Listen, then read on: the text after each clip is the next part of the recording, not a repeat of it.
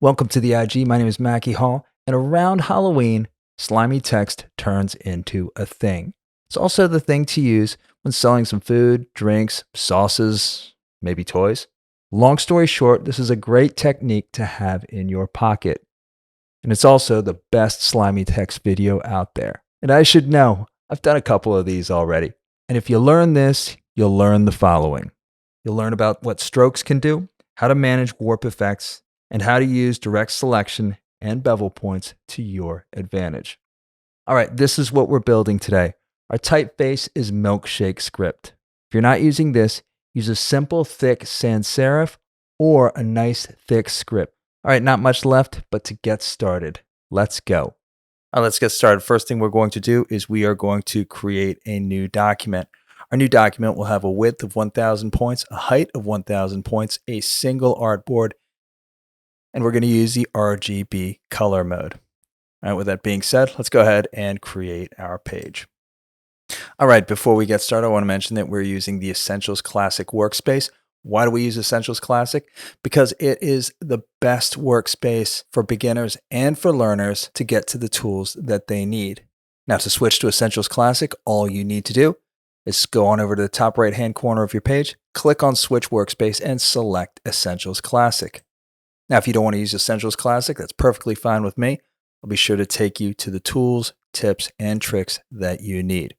Now, that being said, we are going to use the bottom center of our page to highlight hotkey recommendations, key command recommendations, and tips and tricks.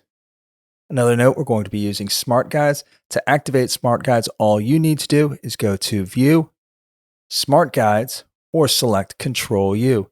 Now, with that being said, we're building this piece on a PC. If you're using an Apple or Mac device, anytime we recommend using the Control key, use Command instead. Again, Command equals Control. All right, let's go ahead and get started with our piece. First thing we're going to do is let's go ahead and grab our type tool and click anywhere on our artboard. Once done, let's go ahead and write the word slime. Let's go ahead and give a capital S on there as well. Next thing we want to do is we want to double click our word. Let's go ahead and change our character type to milkshake. Next step, let's go ahead and increase our type size from 12 points or whatever you've got to 200 points. Now, if you don't have milkshake, all you need to do is go on over to fontsquirrel.com, do a search for milkshake, and download it from there. Otherwise, you can go ahead and Google it and find it online. Now that we've done that, let's go ahead and grab our selection tool. Let's be sure our type is selected, and let's go ahead and align it to the top center. We're just going to use our align tool right at the top here, and let's click horizontal align center.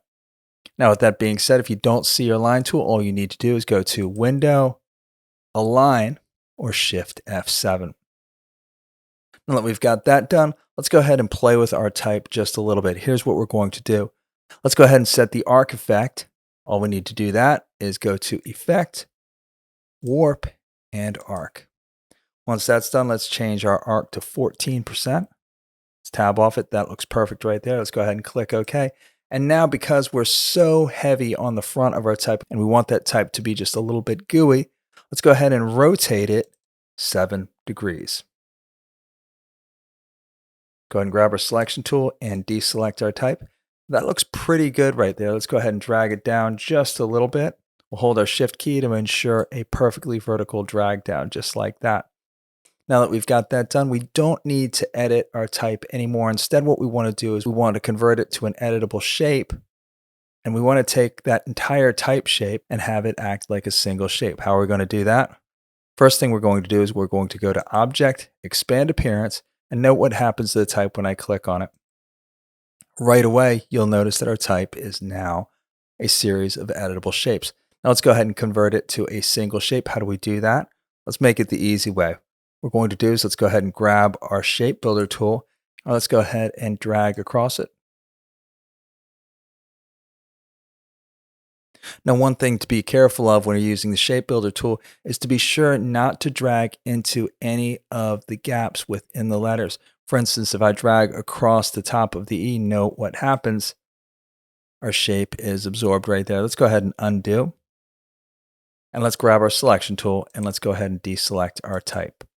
That looks really good right there. We need to do one more thing though. Let's go ahead and simplify our type. Why? Is we want to eliminate any unnecessary anchor points. We do that by selecting our type. Let's go to Object, Path, and let's select Simplify. Notice right away when we selected Simplify, we lost a whole bunch of anchor points. That's exactly what we need. Let's see how many by clicking on the drop down right here. Notice we had originally 80 anchor points. Now we're down to 47. That's hugely helpful right there. Let's go ahead and click OK. Now the reason we want to minimize anchor points is because we're going to be adding converted strokes to our type shape. Once we do that, we're going to bevel those connection points. And if we have any anchor points close to those connection points, that's going to prevent us from beveling.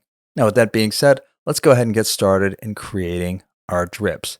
Next thing we're going to do is let's go ahead and zoom into our type just a little bit. We do that by pressing Control+. That looks good right there. Next thing we're going to do is let's go ahead and grab our pen tool and let's get with the business of setting up the strokes for our drips. Here's how we're going to do it. We're going to click into our shape. We're going to hold our Shift key. We're going to go down vertically, and then we're going to click again to set our line segment. Once done, we're going to press the Control key and click anywhere on our artboard to release that pen stroke. Check it out. This is how we do it. Let's go ahead and click within our shape one more time. Let's hold our Shift key. Let's go down about there. That looks pretty good. We'll click again, and then let's press our Control key. Notice the direct selection tool comes up. Let's click off of our shape. That looks perfect right there. Let's do it again. Let's click right here. We'll do a shorter line segment right there. Again, let's press Control to deselect. Let's go ahead and do that throughout our shape. And let's set our lines liberally. Let's go.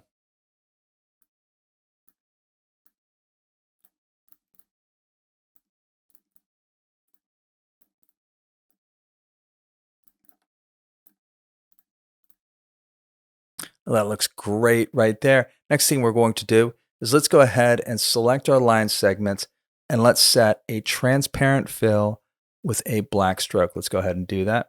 The way we do that is we grab our selection tool. Let's click across our entire shape. Let's hold our Shift key, click on our type shape just like that to deselect it. And now let's set our stroke. I'm going to do this by trading my fill and my stroke. And there you go. Now, once we've got that done, let's go ahead and increase our stroke thickness to around 20 points. Let's make it nice and thick, just like that. Notice I'm using my stroke on the top bar. If you don't see that, we'll pause at about 17, 18. I think that looks really good right there.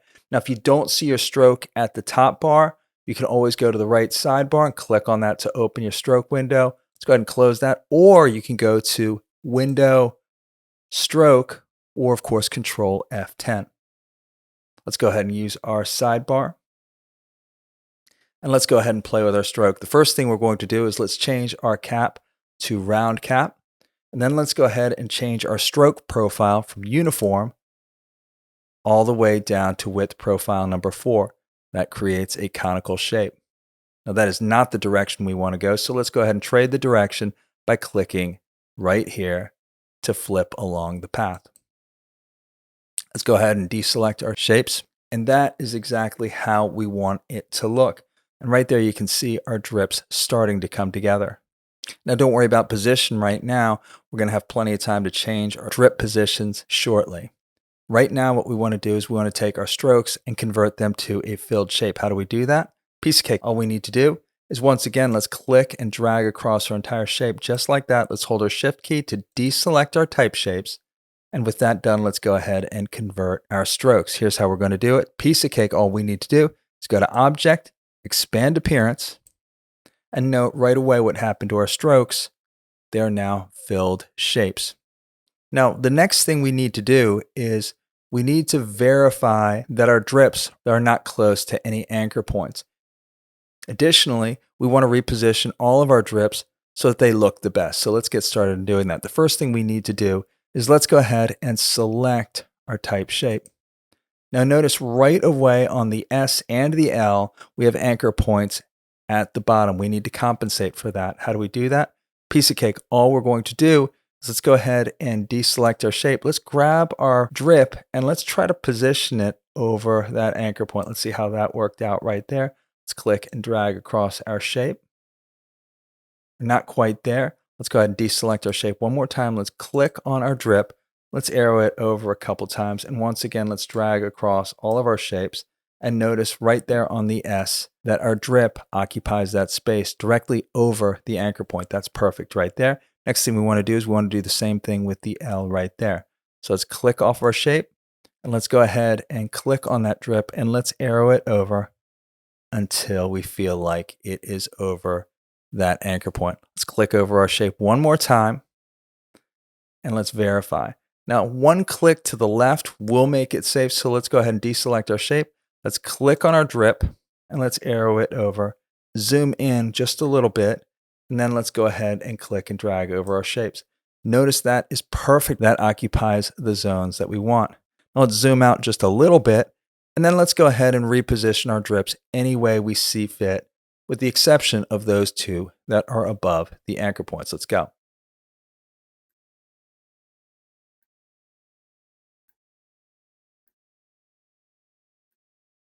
All right, that looks perfect right there. Let's go ahead and combine the shapes. Now, we're going to do it a little bit of a different way this time. This time around, let's go ahead and select all of our shapes. And then we're going to use the Pathfinder tool. To access the Pathfinder tool, all we need to do is go to Window, Pathfinder, or of course, if you can remember this, select Shift-Control F9. Now with the Pathfinder tool open, all we need to do is go up to Shape Modes and click on the first one. It's Unite. Let's go ahead and click and release.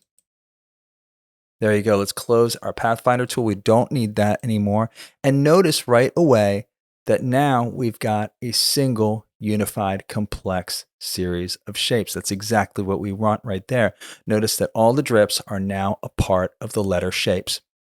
Let's go ahead and deselect our shape. Now we're going to get to the business of beveling those corners. Here's how we're going to do it. Let's go ahead and grab our direct selection tool, and then we're going to hover and drag over the unifying anchor points of our drip and our type shape. Now this is going to take some time, so be patient. The first thing we're going to do is we're going to click and drag our shape out just a little bit. Now notice what it did is because it's at an angle, note that our drip did not bevel evenly. So what we need to do is we need to go side by side. This time around, I'm going to grab this side and let's click and drag it out until it is an even drip. Let's release, let's deselect, and that looks a little bit better. Let's go ahead and do the same thing with the other side. Let's click and drag both sides out. It looks pretty good right there. Let's release, and then let's go ahead and evenly drag out the other side. It looks good right there. Let's go ahead and release again. Now with that being done, let's go ahead and do this task with the rest of our letters. Let's go.